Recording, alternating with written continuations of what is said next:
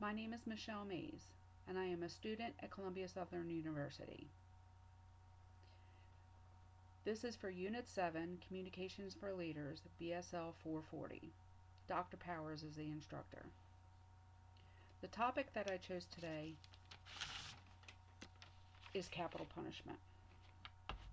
Capital punishment is a hot topic in much of the United States right now.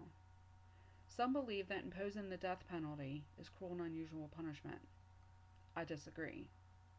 Currently, 29 states have the death penalty. This includes the United States government and the military. According to the FBI, as of 2017, 17,284 murders have occurred in the United States. That averages out to 5.43 murders per 100,000 people. Now, this may not seem a lot to you, but in the grand scheme of things, it is. Let's examine housing an inmate on death row. As of 2017, the average cost of housing an inmate is $95,000 per year. That's a lot of money, and that's money that taxpayers pay.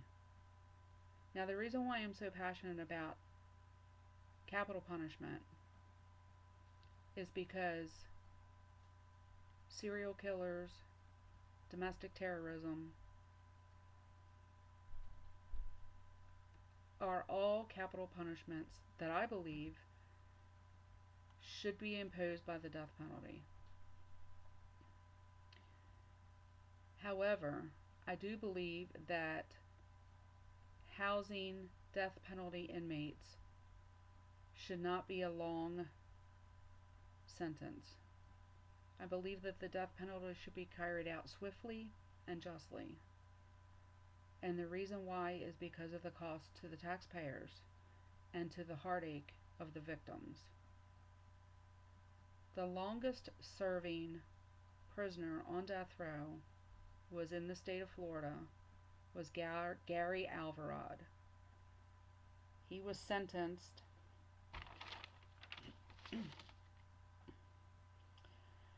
in April of 1974, and he died May 2013.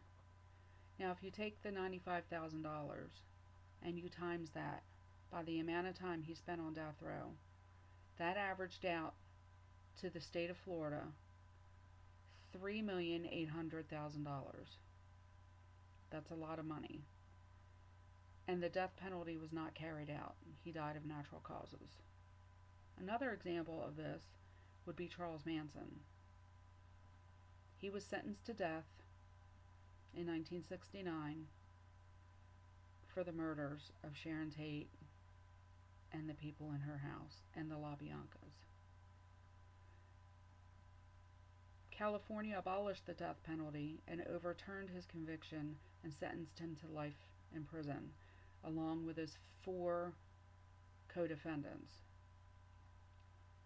He did not have his sentence carried out. He passed away of natural causes in 2018.